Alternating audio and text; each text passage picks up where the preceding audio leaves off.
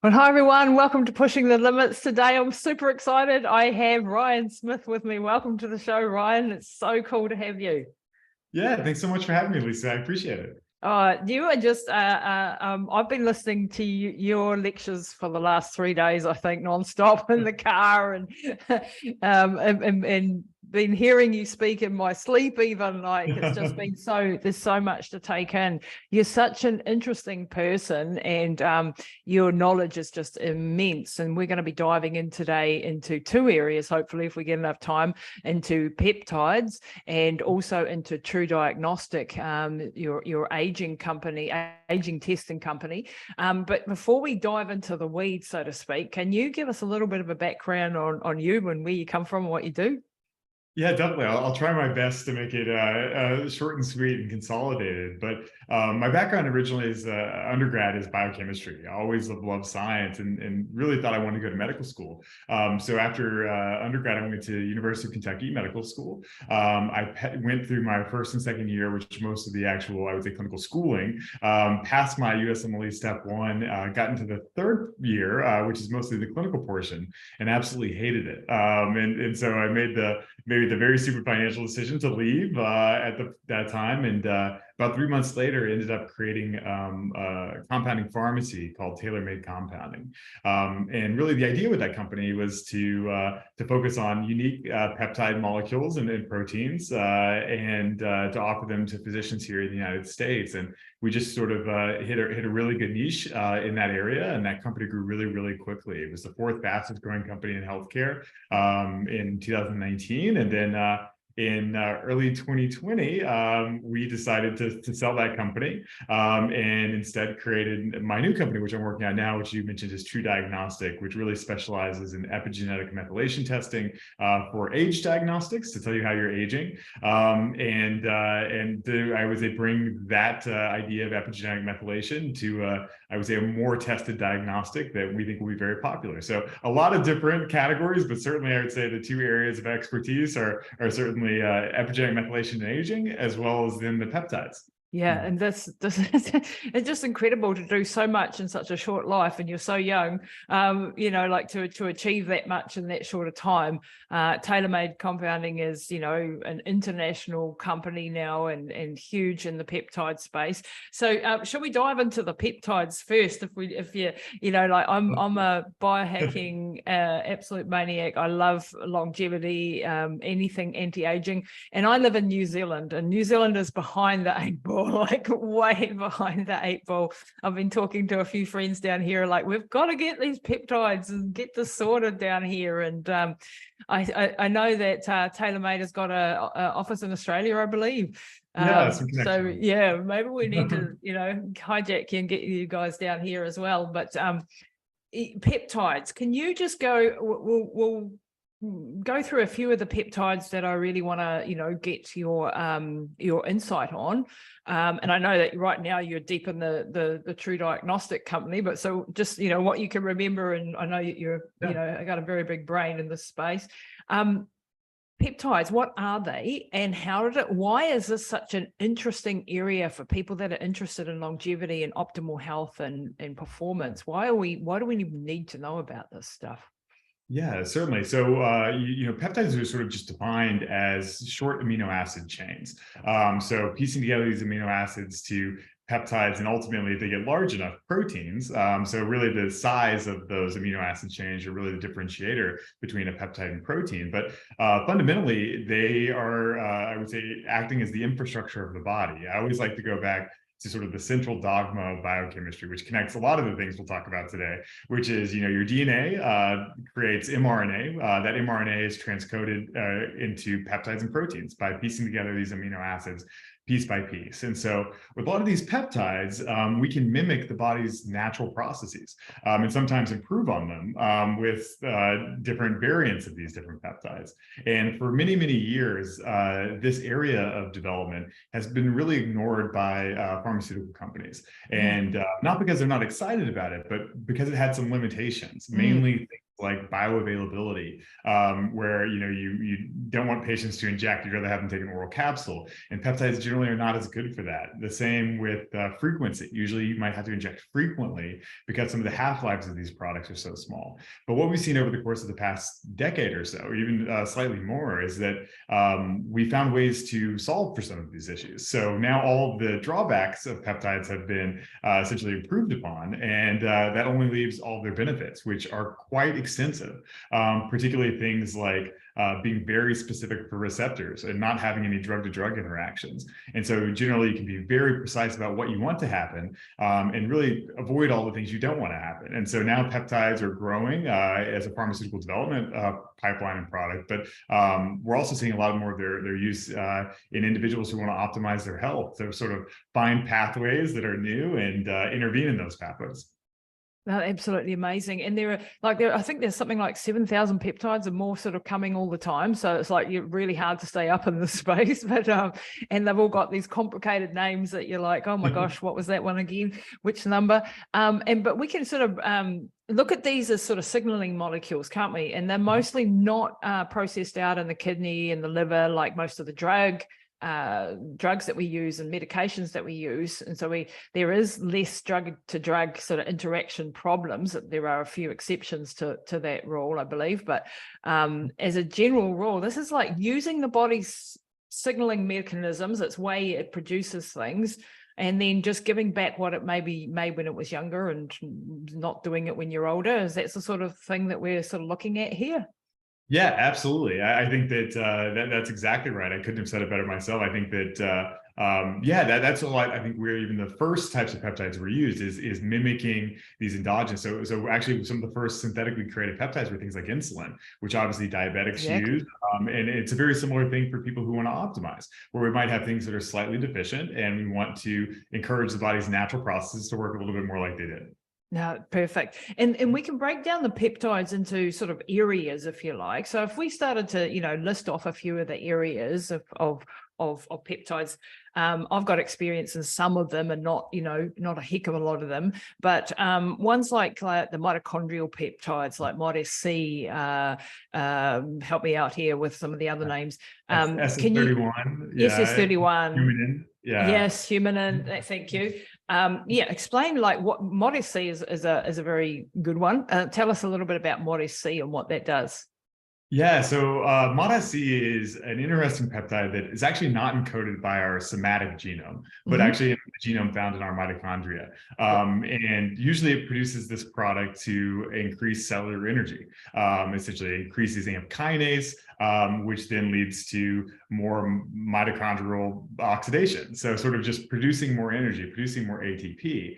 And in some cases, this can become a little bit of a dysregulated process. Yeah. Good examples, even in diabetic children, children who become overweight or obese, they generally stop making this as much, and that leads to lower mitochondrial function, lower energy across all systems, and so a lot of people have actually even originally started supplementing the MTHFR for things like athletes to help improve the mitochondrial biogenesis, to increase some of that energy production, and then see some improvements in athletic performance. But the host of connected diseases include a lot of things that relate to insulin sensitivity and type 2 diabetes and weight management. And so the MTHFR is one of those products that is certainly exciting and tied into all of those pathways. Yeah, this is amazing. And of course, at the base of many, many diseases is the mitochondrial dysregulation. And even if we look at things like the latest pandemic that we've all been through, some people are really dealing with mitochondrial problems after having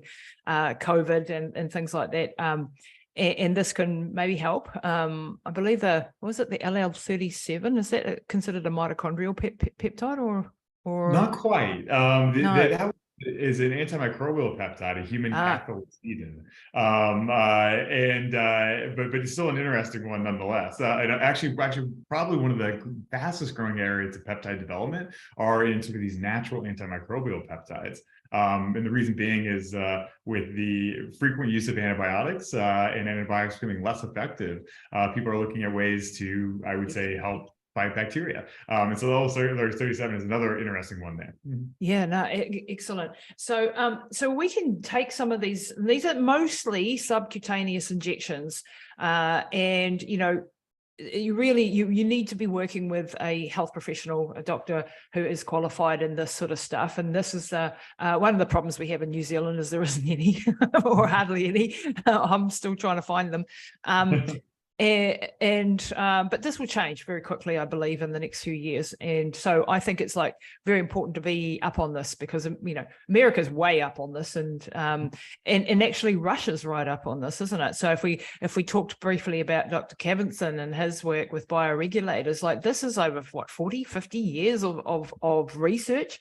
What's your take on like Dr. Kavinson's work and it's sort of been ahead of America in many ways for many years. I think America's sort of catching up now, but really interesting stuff. Yeah, certainly right. The Russian peptides, I would say, Dr. Kavinson's a huge player in there. But there's also even Russian peptides that have been developed by, National Russian Academy of Sciences related industries like the CMAX and the C-Link for things like neurogenesis or neurological benefits. Russia has certainly been a leader classically. Again, a lot for the same reason is sometimes these things start with a little bit of human performance enhancing and then mitigate into sort of other areas. Dr. Kavinson and his sort of field of bioregulators has been more about taking endogenous peptides related to different organ systems. And then, I would say using them in a lot of different areas. There are some Kavinson peptides I am a huge fan of, like the epitalin, for instance, or the epitalamine, as it's called. So that is a pineal gland related peptide product, which I think has great data for things like cardiovascular disease and longevity. I think it's actually a little bit, sometimes I think though that there's some critiques about some of the Kavinson peptides as well. In the case of epitalin, I think a lot of people got really excited because there was one study which showed that it can increase telomere length by 33% in lung fibroblasts, which is an incredible increase. But I think that it got people interested maybe in it for the wrong reason, because I think in some of our testing, we haven't seen that it has much of a telomere length increase. But I certainly believe that the regulation of the pineal gland and some of the things that it's doing for cardiovascular disease are amazing. That particular study even has a 15-year follow-up study where they have dosed patients over the course of, essentially 2 or 3 years, and then followed up with them 15 years later and saw massive improvements in the rates of cardiovascular disease, for instance. And so some of those are amazing products. But on the other hand, a lot of Dr. Kavinson's products aren't released. They're sort of proprietary. So we don't know their sequence. We don't know how they're working or the mechanism of action. And that leads to some, I would say, a little bit of skepticism. So I traditionally like to use or even talk about the ones that have more data and are widely validated by many different groups. Yeah, exactly. And then you've got the whole problems with translations as well as the proprietary stuff. But it is very interesting. I'm starting on epitalin shortly, so I'll let you know how I go. Please, yeah, it's going to be exciting. And some of the bioregulator peptides are actually oral, aren't they, as opposed to the subcutaneous, which we usually having to deal with. And subcutaneous injections put a lot of people off because they're like scared. And how do I dose this? And how do I, get the bacteriostatic water or the whatever I have to do to do it? And it's actually not that onerous, but it can, from a pharmaceutical development point of view, I suppose that is one of the reasons that it's been sort of slowed down in its uptake, and why sort of things like bodybuilders, for example, are all over this, as they usually all over everything at the forefront of pushing the boundaries. And actually that's good. It's a bit like space travel, isn't it? It's just, when we push the boundaries of things, it sort of helps the rest of us catch up a little bit later. Let's look at some of the other peptides, like one of the famous ones, BPC 157, is known for its healing powers, like quite amazing healing powers. It's almost like, the Wolverine movie, there is a thing called the Wolverine stack. But yeah, tell us a little bit about BPC 157. Yeah, BBC 157 is one of my favorites. Certainly, whenever we first started doing it at the pharmacy, BPC 157 only had one study. That was it, sort of looking at I would say tendon repair and recovery. But then, more data started to come out, and more data, and you saw that it had healing effects sort of all over. We saw it, in soft tissue, in ligaments and tendons. We saw it in gastric mucosa. We saw it even reducing gastric reflux by in some studies. And so it had this sort of multifactorial action, which I think is the reason for its name. Body protection complex is what the BPC stands for. And so I love that product. I think that it's especially good at two indications, which is GI improvement, whether it's from a multitude of etiologies, or tendon and ligament repair as well, really helping increase that type 2 collagen, which is obviously very, very important, and even for things like wound healing. And so, it's a very interesting product with, I would say, a lot of different mechanisms of actions, but one that is certainly, I would think, in a word, great for healing. Yeah, I mean, I've used BPC 157 with my mum, and she had fell off the treadmill at the gym when I wasn't looking one day, and we had this horrific, facial injuries and concussion and wounds on the shin, and at her age at 80, nearly 82. Things are slow to heal, right? I put her on PPC 157 along with a couple of other things, and hyperbaric was, another one of the things. But I'll send you a photo afterwards of like before and after, like 10 or 11 days apart, these two photos, and one was just horrific, just smashed up, and the second one was like perfectly normal, 10, 11 days later. It was just phenomenal. Like I was just like, wow, that's pretty amazing. So that's BPC 157, and I'm very, very, I'm excited about that one. And then I've also used the oral BPC 157 for the digestive system. Again, we had a bit of an issue with a digestive bleed with mum, and so that was definitely a go-to along with KPV to try to heal that that bleed there. And well, we haven't had anything else happen since, so I don't know if it's worked or not, because you really can't have a look, can you? But it was very, very exciting. There's a couple of other areas. The thymosin alpha-1 is another one of my favorite ones. Can you talk to us about thymosin, the immune system peptides, if you like? Yeah, definitely. The thymosin alpha-1 is, I would say, certainly one of my favorites as well. I think it's all, I've usually said between SS31 and that are typically some of my favorites. The thymosin alpha-1 is great for the immune system because it's an endogenous peptide. So it's produced already naturally within our body.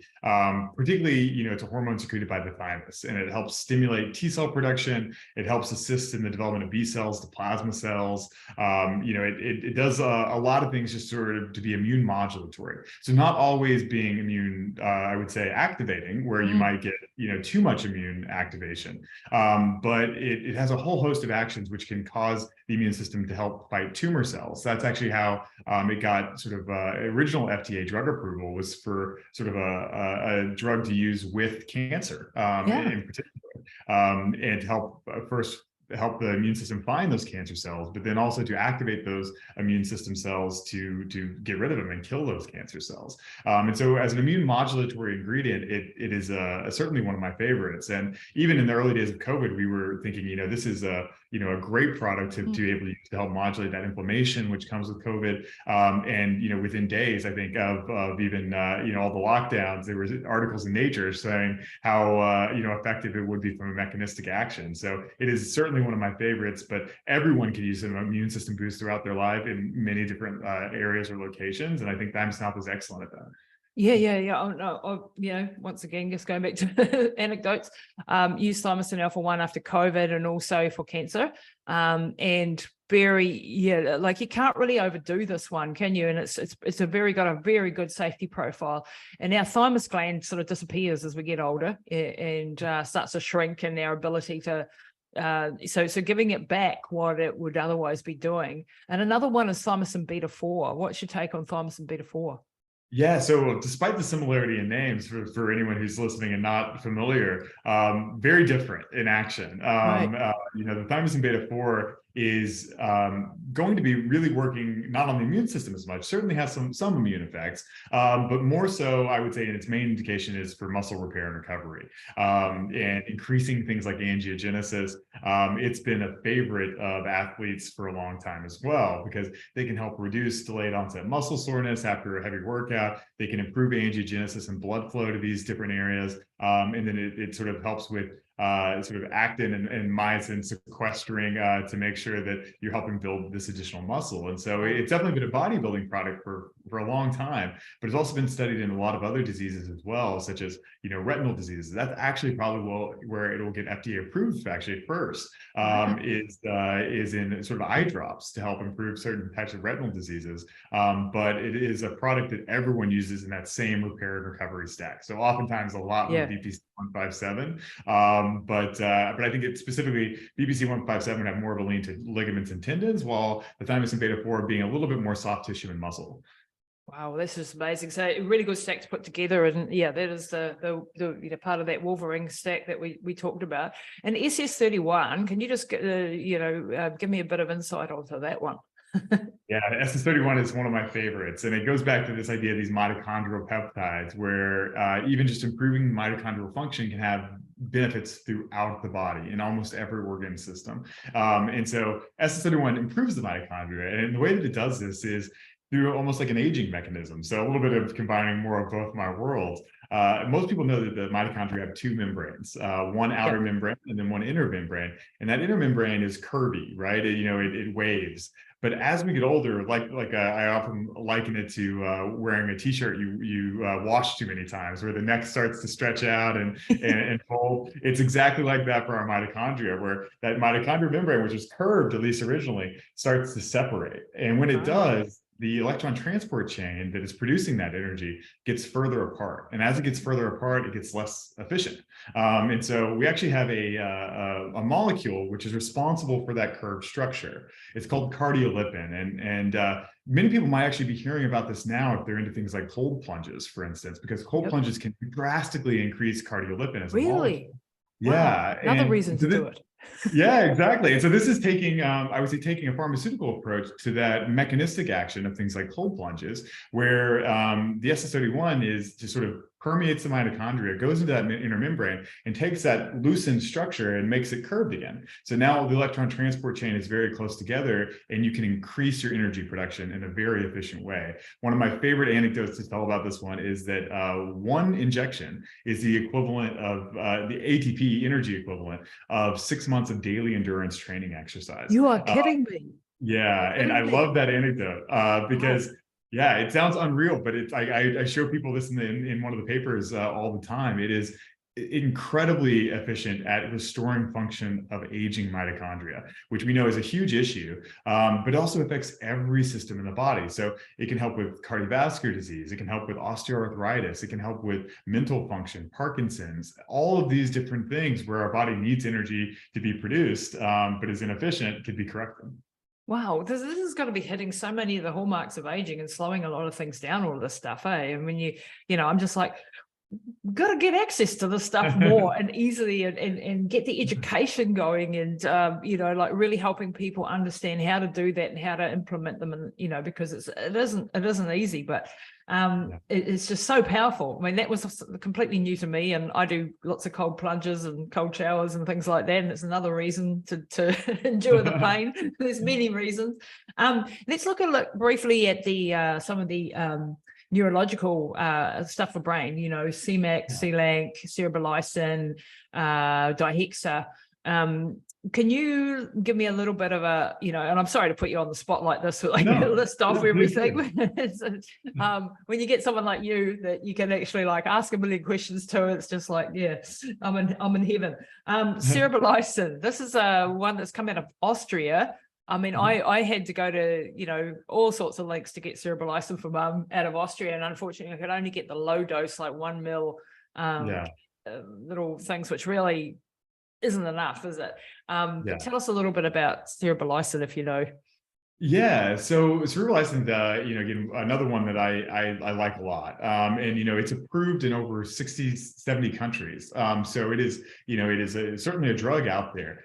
People always get a little bit thrown off when we talk about the creation of this drug, because instead of a single molecule, what it really is a collection of different peptides and products, and it's really created from actually basically porcine brains, and so they sort of lyse these tissues, and it's originally used for things like TBI and stroke, where you have a lot of really I would say brain issues, particularly, losing brain blood flow, having a lot of cells die within the brain. And this is usually infused as an IV at really large volumes over several days to basically increase things like BDNF, this brain-derived neurotrophic factor, to help your brain survive, essentially. And so it's been used a lot acutely in these after a major event that might hurt the brain. But even, I would say, in our anecdotal experience, we've seen, I would say, people with neurodegenerative conditions, or even people like myself that have conditions like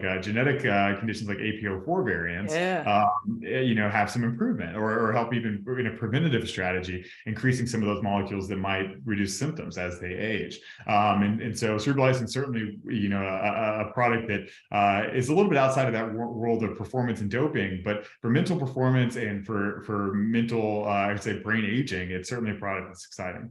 Yeah, especially after things like stroke, and I just wish it was here available so that we could get those infusions after stroke or aneurysm or things like that and actually help people, but it, not here yet, but very, very powerful thing. And then you got CLANC and CMAX.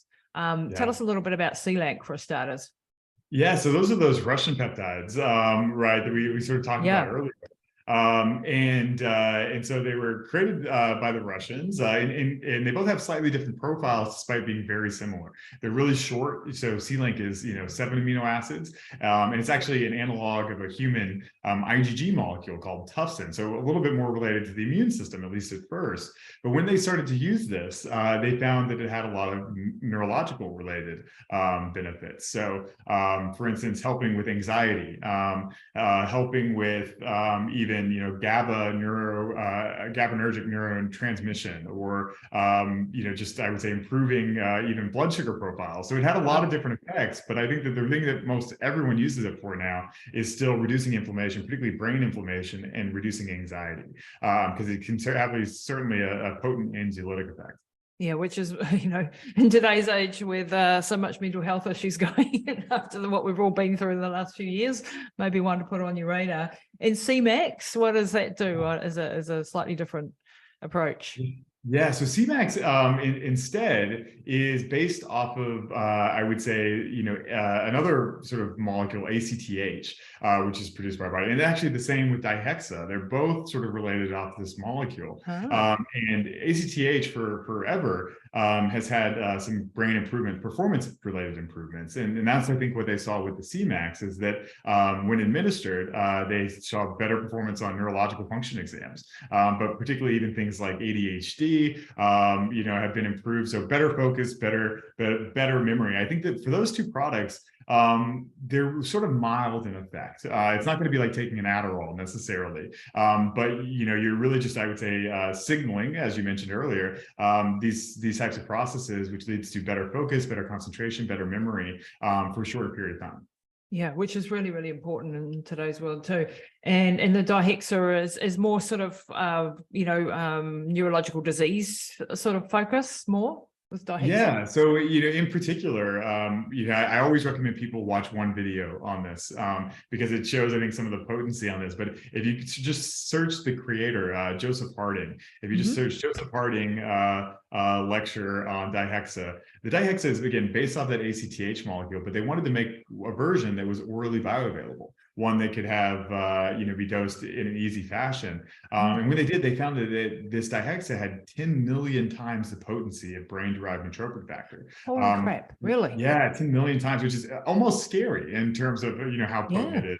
And you might want to be careful with it. But then they started to use it in these animal models with unbelievable results. And so my favorite video, going back to it, is on Vimeo by Joseph Harding, and he shows some research work he's done in his lab where he takes 3 mice, and they do what they call a hanging a test. So they put the first 2 paws for I think they're actually rats, but they put their front 2 paws on this clothesline, just like they're in a pull-up position, right? Yeah. And one of the mice had Parkinson's, or induced Parkinson's model. The other one has induced Parkinson's and treated with Dihexa.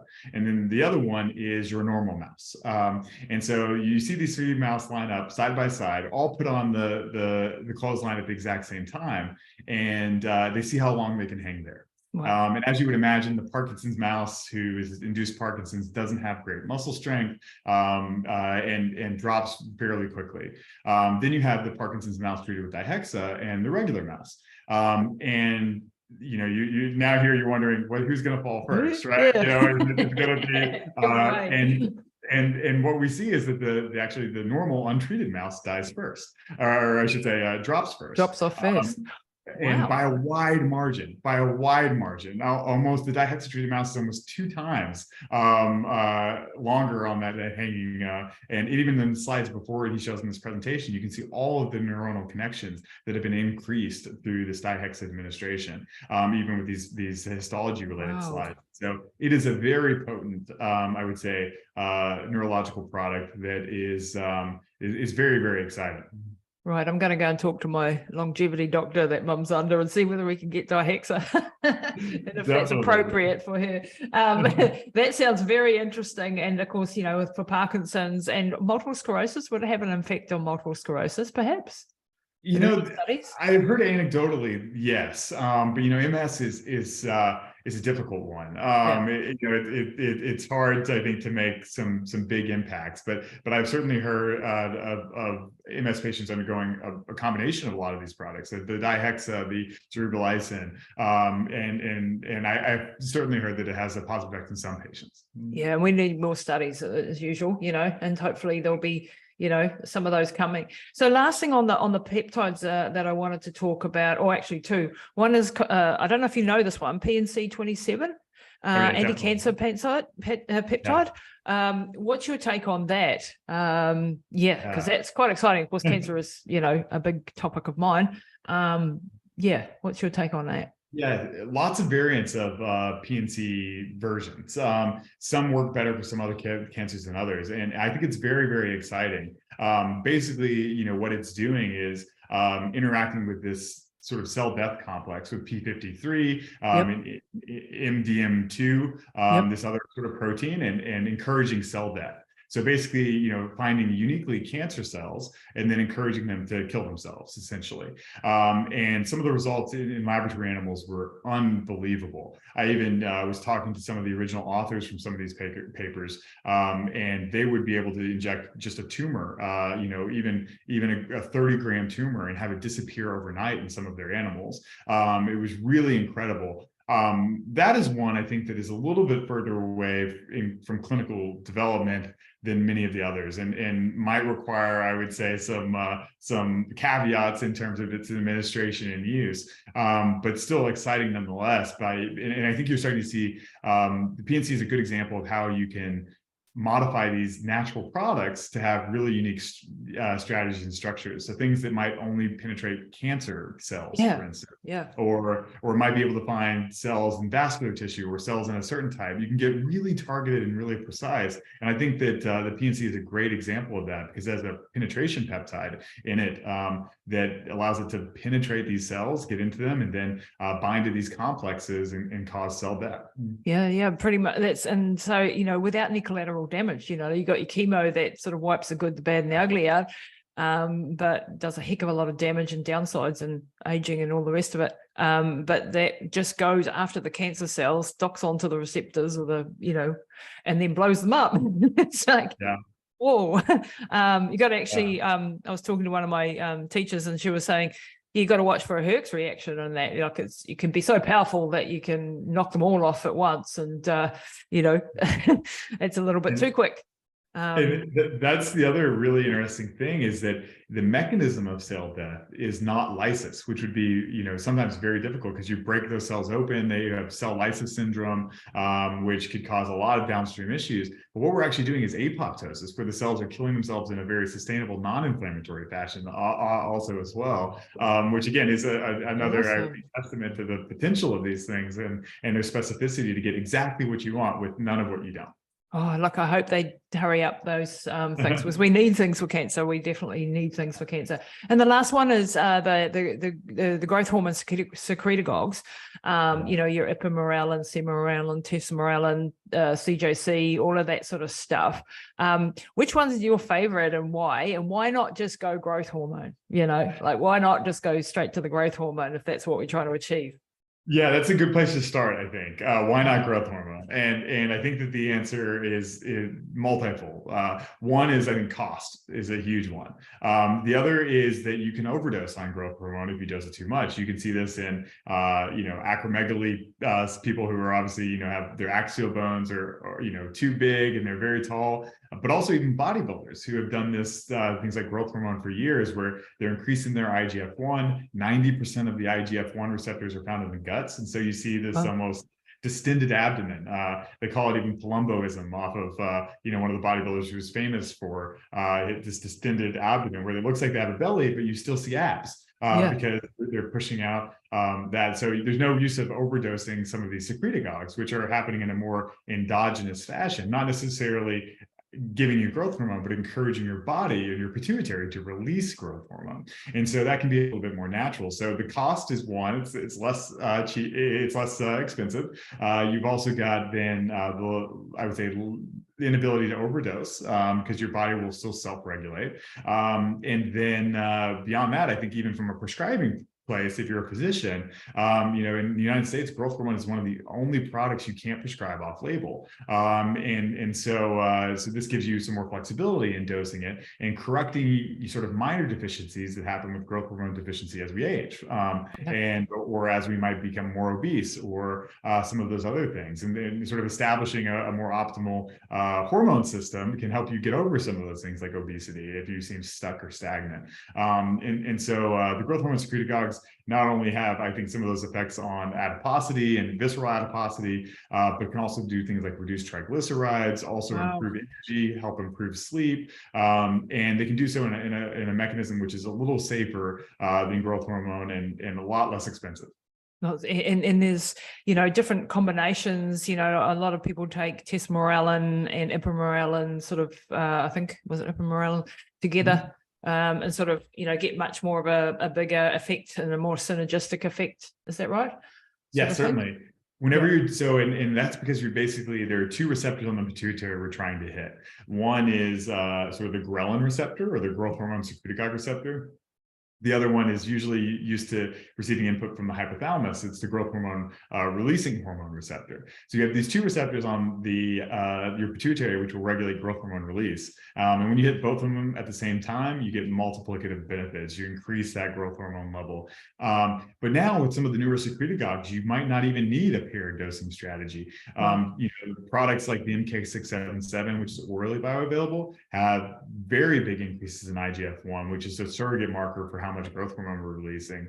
Even some of these newer ones like anomorelin, again, very, very similar, can be orally bioavailable, massive increases. And probably my favorite is the tesamorelin. That is actually an FDA-approved product for AIDS lipodystrophy. So that same, I would say, imbalance in sort of metabolic signaling that causes a lot of fat to get around your organs. That one, the average increase in IGF-1 is 181 points. It reduces triglycerides, it reduces visceral adipose tissue, it reduces your carotid intermedia thickness, and therefore reduces your risk of cardiovascular disease. It's probably my favorite out of all of them.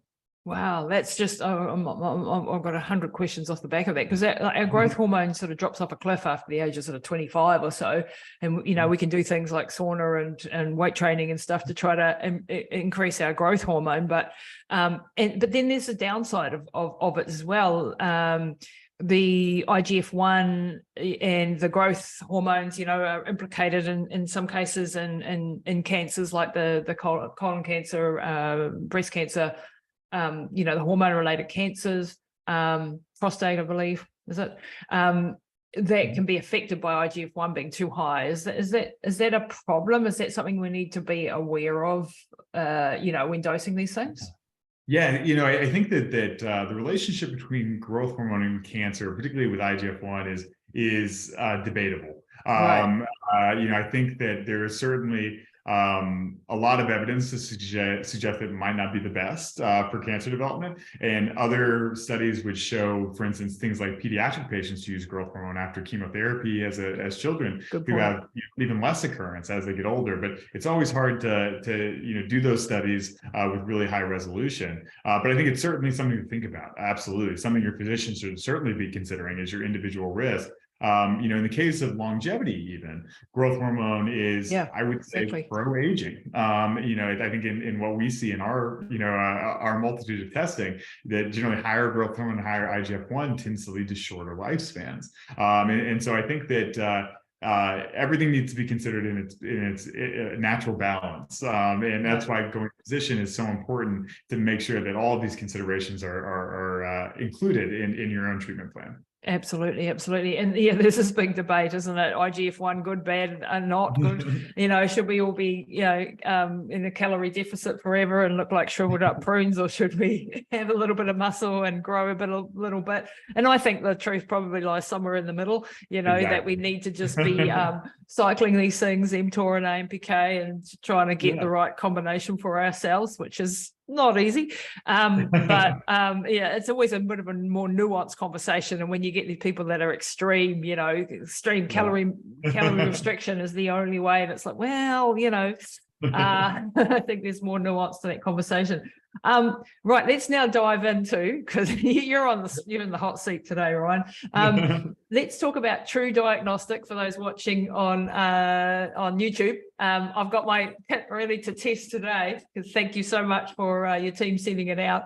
I'm going to be testing it, and Trudiagnostic is looking at methylation markers on your DNA, and then helping. You've got some super sophisticated algorithms and things that you've developed and others have developed, and results that come out of this. And people might be looking at that and going, why do I want to know how fast I'm aging? Why do I want to know if I'm 5 years older than I actually am? Why should we be doing this? Because it's an argument that, some people can do a test like this and just get stressed out because it's not come back the result. And I actually wanted people to look at this as this is a snapshot in time, and we can very much influence, now that we know where you're standing, whether it's good or bad or not, we can influence it to go the other way, instead of the head in the sand ostrich approach, which I think does not work in healthcare at all. It's scary, got to be a little bit brave. But tell us about Trudiagnostic. And you founded this company, and it's gone wildfire. And this is going to affect all areas of medicine in the next few years, we hope, if the big ship of medicine turns quickly enough to actually bring it into play. But tell us about it. Tell us about all this amazing stuff. Yeah, I think your intro was great. I think that, even as abstracting from any company, I think that trying to draw the importance to aging is something that is certainly a passion of mine. Aging is the #1 risk factor for every chronic disease and death.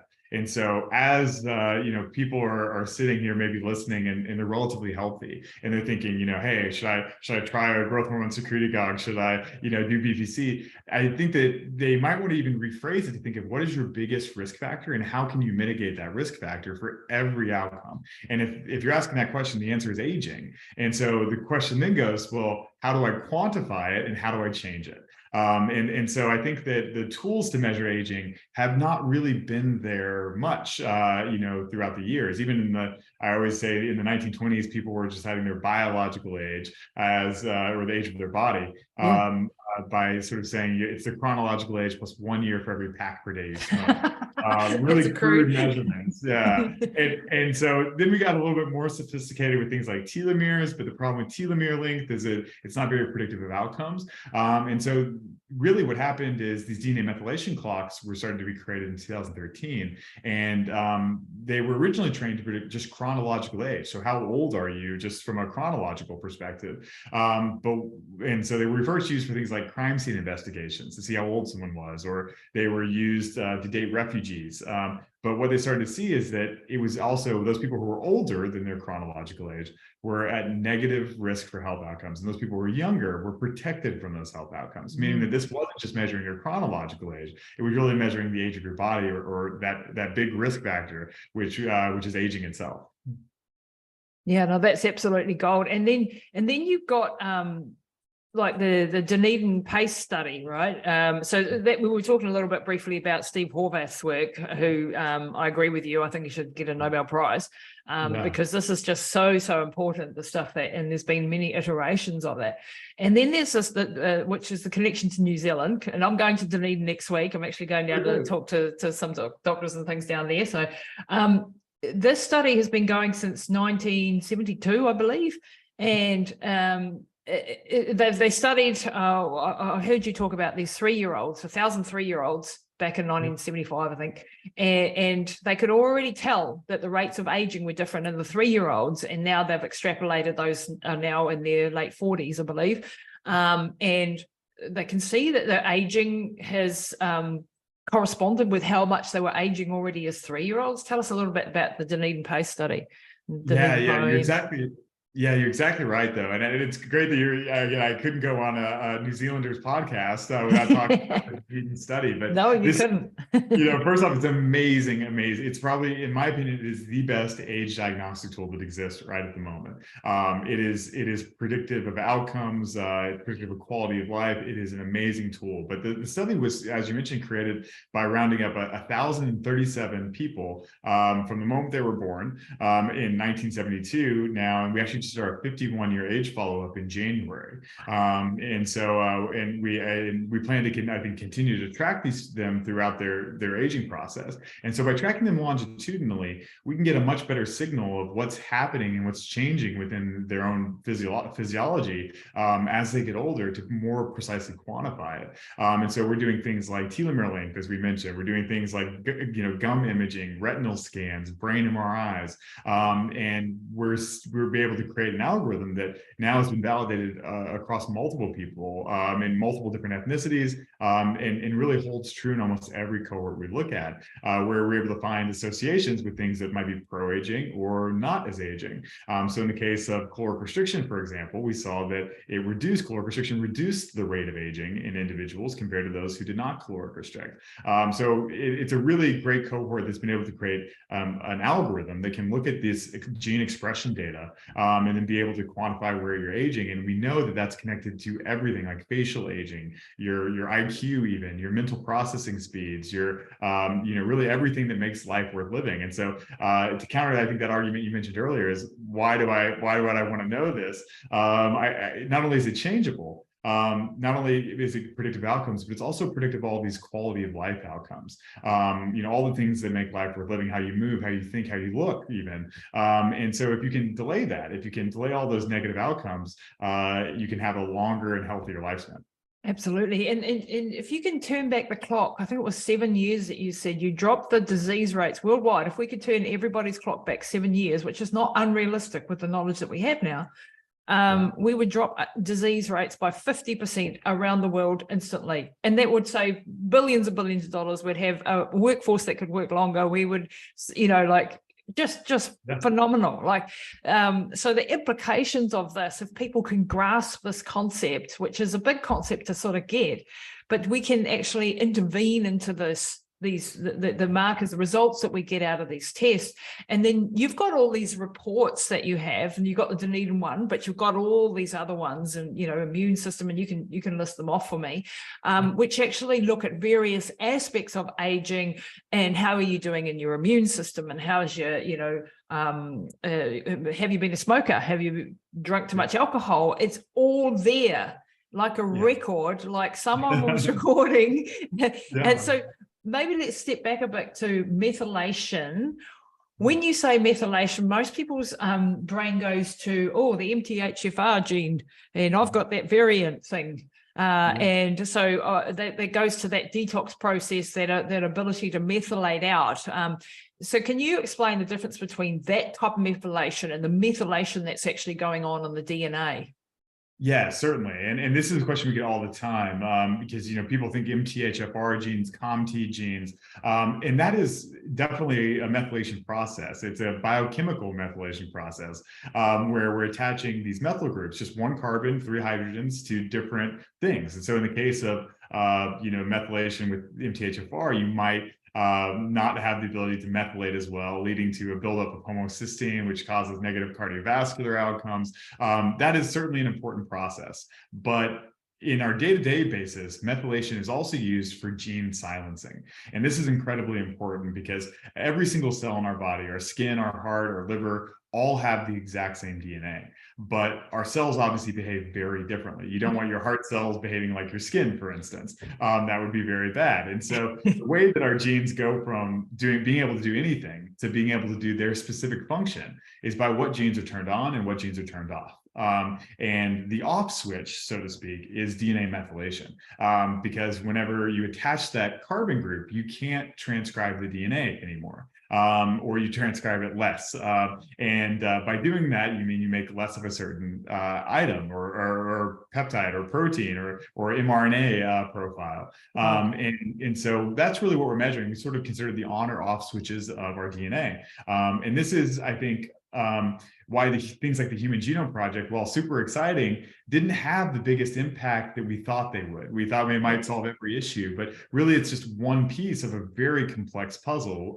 And gene regulation is incredibly important. And so these DNA methylation patterns have been really exciting in aging, but they're also exciting in almost every other area of medicine. You look at even cancer diagnostics. Now we can even diagnose cancer at stage 0, where 50 different types of cancer with one test. It's a grail test, isn't it?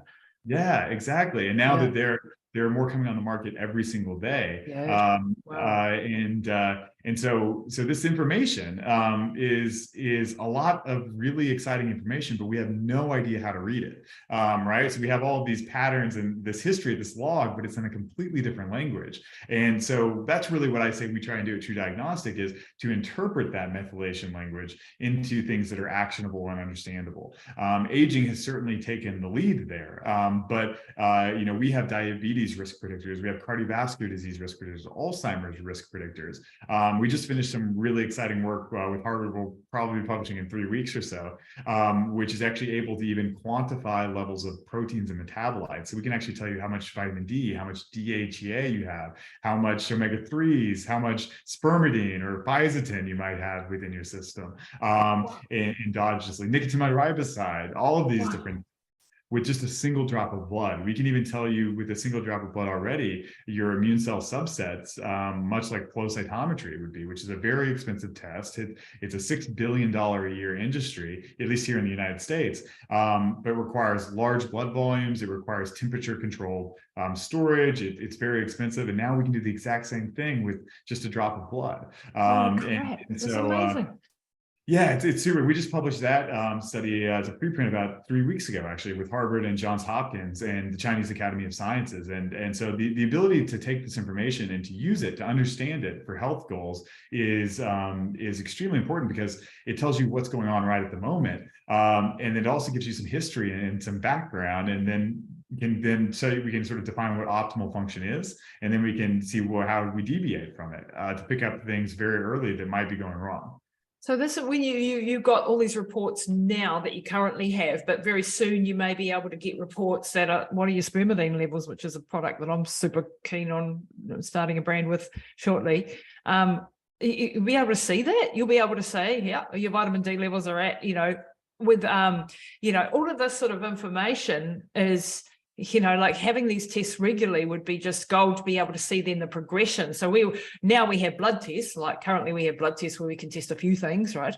And I'm always like trying to get people to, get their doctors to give them a blood test every 6 months, because for me it's like, well, we're driving along this car without a dashboard, but a blood test is a blood test, and that's not the greatest of, like if we can have this sort of test done, where we can see, hey, your rate of aging, you're aging only 0.8 of a year for every year that you're alive. We're winning, man. We are dropping our risk for disease like through the floor, just doing that, right? That's massive. If you're a little bit over one, we better put the brakes on, And I heard a fabulous analogy by Dr. Peter Attia the other day, and I was listening to one of his podcasts, and he was like, there's a race car analogy, right? You've got your foot on the brake and on the accelerator, and you're going from A to B, and B being death, falling off a cliff, right? And we're all got the foot on the accelerator to some degree, but it's how much are you putting on the brake and how much are you putting on the accelerator? And what are the things that you can do to jam that brake on pretty damn hard to be slowing that car down as it's going? We're going to go off the cliff one day, but if we can slow that down, and this Trudiagnostic test enables me to see how fast am I going towards the cliff, also what I've done in the past, how much that's damaged me, and how I might need to double down. And part of this analogy was with, if you're a 20-year-old and you're a long way from the cliff edge, hopefully, unless you get run over by a car or a bus, you can take a little bit easier. But if you're someone who's got stage 4 cancer and the cliff is just there, you better be going hard out. Like you better be chucking everything on that brake pedal, like really, really hard. And I thought that was an absolutely brilliant analogy for Trudiagnostic and what you're doing, actually, because it is like putting the brakes on this area: immune, cardio, smoking, alcohol, nutrition, and you'll be able to see all of that effects and measure that then every 6 months or a year or whatever. In a test that's not that expensive. And I'm sure over time things will become more democratized and things will become cheaper, hopefully. But then this will be available then, I feel like we're riding the cusp here. Yeah, I would certainly agree.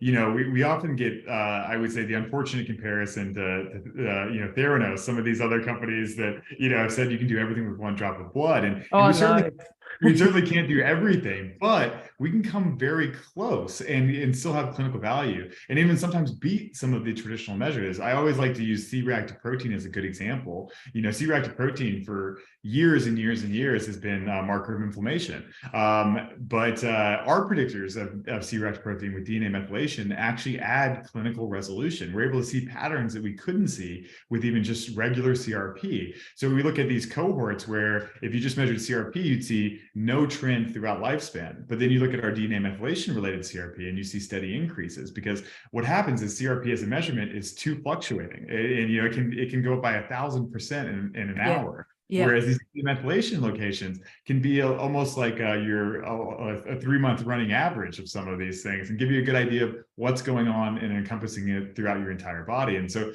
I think that that feedback and that resolution is going to provide, I would say, benefits among even our traditional testing, and sometimes even supplant that, and other times not come close, where we can only have to use what's traditional. But we need to find out where it's really effective and start to build those out. Yeah, and you test us, you can see into the locations of methylation like 900,000 spots on the DNA or something crazy like that. Is that correct? So just talk us through a little bit on the science of actual what the test is. You get the test back from the client, and you can order this to your house. We're going to have it in the shop. We're organizing that with your team. They can send that back in. What happens when it hits the laboratory when you get it? Yeah, so the first step is DNA extraction. We have to actually get the DNA out, because what we're looking at, again, is just a small carbon molecule on those nucleotides, those ACTGs that everyone's familiar with. And they usually attach to these cytosines. So methylated cytosines are what we're looking at. And so the first step is extracting the DNA. Then we do something called a bisulfate conversion, which allows us to see where those methylation locations are. And then we essentially sequence with these arrays, which exactly right, we measured now with some newer, better arrays that just came out. We can measure right around 1 million locations. Wow. And basically, whenever we do this, we get a number between 0 and 1 at each location. And that number is relative to the percentage of methylation at a particular location. So if the number is at 85, that's a high degree of methylation, meaning generally we think that gene is going to be more silenced than not. Whereas something has low methylation at 5%, we would think that gene is very much highly upregulated or turned on. And so what we're doing then is just taking use of those 1 million numbers, essentially, and creating algorithms to interpret them for any type of outcome. So it could be age, it could be, when are you likely to lose your hair? When are you likely to have a heart attack. It could be any of these things if we have the correct data. So that's sort of, I would say, what happens is just a lot of numbers between 0 and 1. And you've got like acetylation and methylation, but you can only measure the methylation. Is that correct? At the moment, methylation is a more robust platform to measure. Acetylation is I would say, a little bit like the on switch. Some people could consider the on switch taking off DNA methylation, but with acetylation, our DNA is mostly tightly wound. Right. Yeah. And whenever we have acetylation, what happens is the proteins, which really keep that DNA tight, the chromatin, they can attach and almost these acetyl groups have a positive charge. So I oftentimes, anyone who's ever had two magnets and forced the opposite poles together, that's pretty much exactly what you're doing with your DNA, is you're having that little positive charge. And by that positive charge, you push away, and that opens up this DNA, which allows it to be read and to be used. And so acetylation, because it's protein-based, is a little bit harder to do from a diagnostic perspective. So we don't have as much, I would say, high-resolution tools where we can measure a lot of things at one time, but certainly acetylation will be just as important as methylation one day. Right. And you'll be able to see a little bit more. And there was one in one of your lectures that I was listening to, one of your clinical lectures, there was this beautiful pyramid that you showed, and it was like the genetics, and then the epigenome, and then the transcriptome, I think it was, and proteome, and all these omics. And it sort of like it joined a few dots for me as to how that whole process worked. And we might be able to pull it up at some point and stick it in the show notes or something, because it was really so that's how all the omics work, and what the stages that it goes through.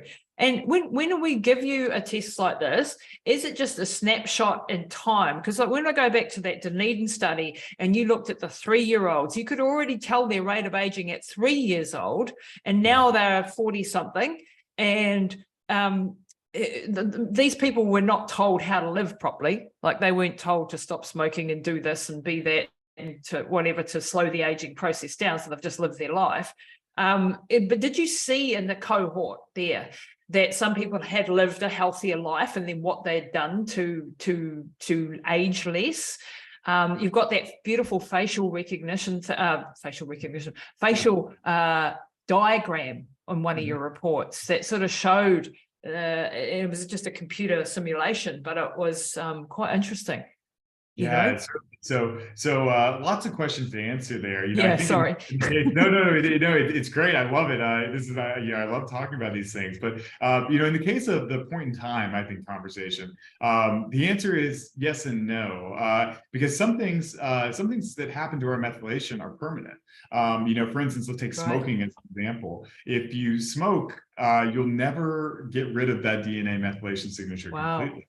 We can tell if you've ever been a former smoker. And we can also tell you if you've been a former smoker. So we can tell you if you're a current smoker, a former smoker, or a never smoker, just by your DNA methylation patterns. And if you're, let's say you're smoking and you decide to stop, your methylation patterns will change, but they'll change slowly, and then they'll ultimately plateau to a place that they will never change again.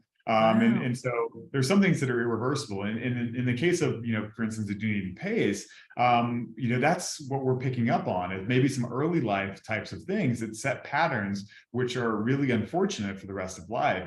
And so there have been studies now with thousands of younger children we've done, which show adverse childhood experiences, even socioeconomic stress can play an impact on your rate of aging. And that, unfortunately, there's nothing that people can do about that, right? You're born into the environment that you are, but isn't it better to know and then take other preventative action earlier in life? And so that's sort of our argument. And in the case of, even the facial aging, that it's a good example of that, because, most people would not consider 45 years of age to be incredibly old. Most people would say that that's, is still, younger in a part of the life with the majority of life left to live. But if we took visual facial images of these people in this cohort. So we put them all in a room, took hundreds of cameras all around the wall, and just imaged their face. And then what we did is we created composite images of these groups of people. So we basically just put them all together into one random person. And what we saw was that if we separated these by their rates of aging by this algorithm, we could see that the people with the highest rates of aging by this algorithm looked to be 20 or 30 years older than those people who had the youngest age. And so it goes to show you, and I always tell people, keep doing your Botox, your aesthetic procedures, your retinols, keep doing that because you're treating the symptoms of skin aging or aging in general, but also fix the underlying cause itself, which is the aging process. Exactly. And if you can improve that process, it's not just the lack of disease, right? It's also all of those other things you already prioritize, which will also be benefited.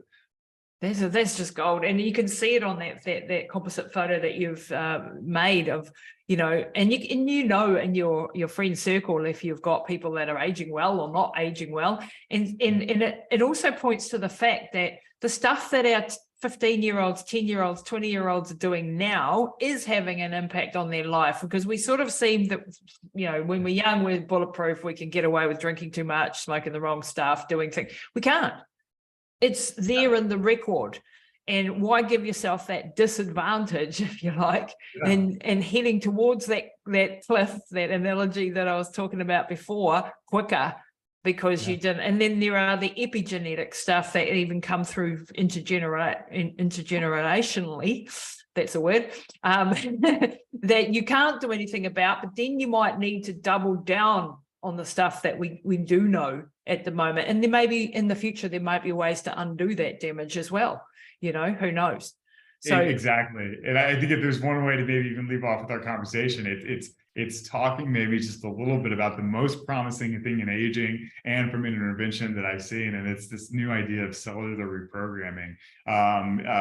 Where people have been able to actually reverse these epigenetic clocks by just giving simple growth factors, and they don't just reverse the clocks, they reset them essentially to zero. And by resetting to zero, we've also now seen for the first time ever in some studies that they also have phenotypic benefits. So in one case, they actually took mice who were blind, they used these factors, reset their epigenetic clocks to zero, and the mice regained vision. And so some major increases in longevity and health span through tackling aging is I think certainly around the corner.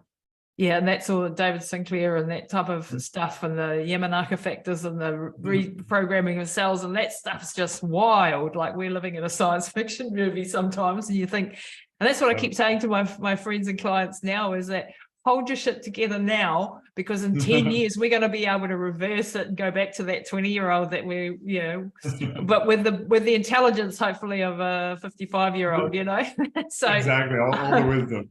yeah, exactly. Wouldn't that be great? Because youth is wasted on the young, really. Definitely. Ryan, in respect of your time, thank you so much for being on the show. I think we did an absolute stellar job of covering two really huge topics. I'm going to be breaking down this interview into lots of little component parts too, I think, to share, because this is just, there was just so many gems of wisdom there. Thank you so much for your time. And I can't wait to do my tests, get that back, take a bit of a swallow as I open the reports, and hopefully I'm doing okay. But if I'm not, then I'll know what to double down on. So really, really fascinated to do this, and I will actually share my reports once I get them back on the podcast and tell everyone the good, the bad, and the ugly. Sounds good. I can't wait to review your report with you. We'll make some time for it. But thanks so much for having me, Lisa. Thank you so much, Ryan. Just before we go, where can people find you and reach out to your company and do all of that sort of stuff? I mean, we're going to have Trudiagnostic tests available in my shop soon, so make sure you check that out. But if they want to follow you or social or any of that sort of stuff. Yeah, so I don't do a lot of social myself, but we do not have surprised, really. Us at trudiagnostic.com, or you can even, I always like to give out my email even directly if you have any questions or want to reach me, especially in the peptide world. I have so many assets, presentations, documents. I always love to send over, and so but my email is Ryan at Trudiagnostic. That's TRU diagnostic singular.com. That is just absolutely so generous of you, and I'm going to take that, take advantage of those, please. I want to find out everything I possibly can about peptides and help spread the word down here in New Zealand, because we need to get this stuff going faster. Yeah. Well, thank you. I'll send you my research folder on peptides, which will be, I think it's something like 15,000 papers segmented by product. So if you ever want to look at all the thymus and alpha literature, it'll be right there for you. Oh my God, that would just be absolutely amazing. Absolutely amazing. I really appreciate that. Please do.